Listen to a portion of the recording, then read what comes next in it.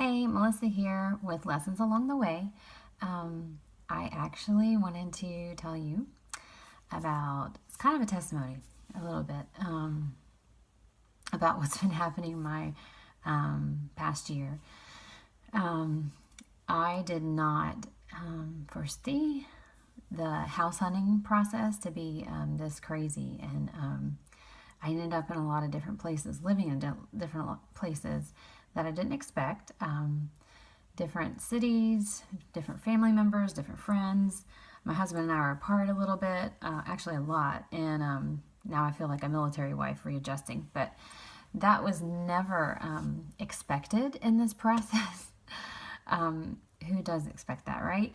But in each city and each place that I lived, I decided to make it a point to say, okay, this is where I am now. What does God have for me now? What does God have for me in this moment, in this place that is very unexpected? I can totally, it kind of, the sermon that I listened to this Sunday kind of went along with what I was kind of feeling or what I've been learning, is that you could easily just check out in those moments saying, I haven't arrived yet as to where I'm supposed to be. Like, I'm looking for, I'm going from A to B. There's not supposed to be a letter in between.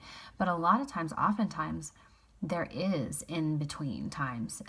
There's the time of waiting. There's the time unexpected things come up. You're on the side of the road because your car broke down. There's just things that happen that you did not expect, were not a part of your plan. Doesn't even seem like God could move in that process. And so sometimes you are caught off guard, or shining your light is the last thing you have in mind, or learning a lesson is something that, or trying to listen for the voice of God during those moments is just so not on your radar, and not saying it is for me either, but I was trying to be intentional about it because it was so bizarre, so unexpected, that I just had to just say, okay, I can either just be frustrated by the situation or start to listen and learn, right? Listen to learn more. That's what I tell my son all the time. Oh, there's a little... Okay. My kids are sleeping in late a little bit, so this is grand time to share this with you, although I think I hear them. So quick as possible, there's a few unplanned trips that I've experienced. One, I remember I was on a mission trip. These are just examples for you as far as, well, what is this bloom where you planted type life kind of look like? And I kind of came up with a couple of examples in my own life that make sense. Not only this past year that I mentioned already, but I went on a mission trip, and I was all intended of okay, I want to help the high schoolers. Yay, this is exciting. I want to just be one of the adult leaders during this time. My husband didn't go, but a friend of his did, and it was fine. It is just something I felt called to do, and I didn't have kids at the time, so I was free to do it. But anyway, turns out that the main leader was in the process of getting divorced, and she actually went on the mission trip to connect with her sister who was a missionary on the field. And I did not know this at the time, but she basically broke down when she got there, and I had no idea that was going to be the plan, that me and the other leader that was just coming to help out. Now all of a sudden we were okay, well, the purpose of this plan was obviously not what she intended. She needed restoration, she needed healing, but here we have these kids that we still have to do something with. So I did not plan to take on more than just labor or whatever, but yeah, I started pouring into those kids because what was I going to do? Just leave them hanging, or say, well, that was a wasted trip. Sorry you went all the way to Honduras to try to learn something, and the person who was supposed to do it didn't. So anyway, so it was actually a huge blessing, and I definitely, it's one of those unplanned things that I can can relate to. Another thing was like on a road trip. Okay, so you're driving in the car, and and my parents actually were headed to Arizona with 6 kids, and they literally broke down in the middle of nowhere, and we're talking like hot, like Death Valley type stuff. Okay, I don't even know exactly where it was, but it was somewhere like not, you would never want to do this, but that happened to them. And sure enough, 2 strangers came and helped them out. And oh, I jog here every Saturday or whatever. Oh, there's a tow truck place right up the way. I'll jog over there. And there's a tow truck person that just happened to be working on his off day. And turns out they came back in town on the way back to try to thank them and pay them money because they don't think they had enough at the time. And they said, well, we can't take your money because, first of all, that guy doesn't work here. We've never heard of him, and there isn't a jogger that comes by every day. We're like not even close to a town. So angels, totally unaware, and my parents could have not come back around and thanked them. And a lot of times when God does something in our lives, or people help us, we forget. We want to thank them, but we forget to follow up. And I am so guilty of that. To follow up and say thank you. It was a very unexpected thing, but man, you were there in my time of need. How cool. And you never know, just to thank you. I mean, it's not like they expect anything from you, but just to come back and say thank you, like the 1 out of 10 lepers that were healed came back and said thank you to Jesus. And I just want to be that type of person more so than I really am. And so that's one of those things that when things happen unplanned and people are really there for me, I want to be able to say thank you or return the favor somehow.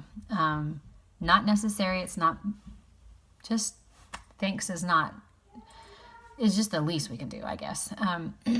So then the other day, I think I posted it on Facebook, but I was just, going through garage sales. That's what I do, blah, blah, blah. I like doing that, getting a sale. Anyway, I went by this one place, and turns out the lady didn't need me to buy anything. She just needed my story because just encourage her, because I had been through whatever her son was going through. And so I was able to talk to her, and she and I made a connection in the Lord, and it was completely unexpected. And I could have just ignored what she was saying, or I was saying, or I was feeling compelled to say, and just kept shopping or saying, oh, well, I don't see anything here. I guess I'll move on. And yet the Spirit of God had something else planned. Again, I was supposed to get home. I was running late. But, sometimes we have divine appointments that aren't convenient. Other people might get mad, actually. They might literally be mad because we stopped and did what we felt compelled that the Lord was saying. Now, you do have to discern between your passions and your desires and what you feel. Learn the voice of God. I have a friend that is probably going to teach on that, and I'm sure you can get many sources on how to hear from the Lord. And maybe I'll help write it one day. But anyway, truly learn to discern what's your voice and the voice of God, and it is completely different. Like, you hope and wish that you're on the same page with the Lord. Half the time you're not. He says, my thoughts are higher than your thoughts. My ways are higher than your ways. And that is just true. And almost every day, if you go about your business and typically go about your day just the way you would naturally want to do it, 9 times out of 10, you're going to miss an opportunity that God has for you, because if you're not listening out for His voice to interrupt you at any time, I mean at any time, grocery store, inconvenient, when you're changing a diaper or whatever, like, it doesn't matter. It doesn't matter. Like, I was changing a diaper, or I think I had a kid, I was washing off the poop, and somebody rang the doorbell, and I just knew it was one of my neighbor's kids, and I wanted to show hospitality to them. Granted, I couldn't talk very long, but I at least was able to say, hey, you know, just listen to them. So anyway, yeah, so a lot of times when you find yourself scattered, covered in a place that you never expected, and whether it geographically located or even in your job or in your career and in your life, don't assume that you did something horribly wrong. Unless God's convicting you of sin, then okay. But don't assume that. Think first and say, God, this is not what I want, and this is not what I imagined. But right now, this is where you have me.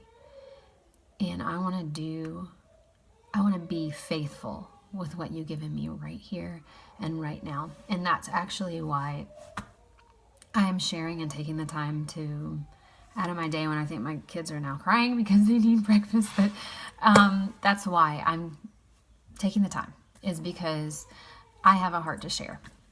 So I hope you are blessed by this. I hope that you're able to learn something from what God has shown me and what others have taught me recently. So yeah, I hope you're blessed.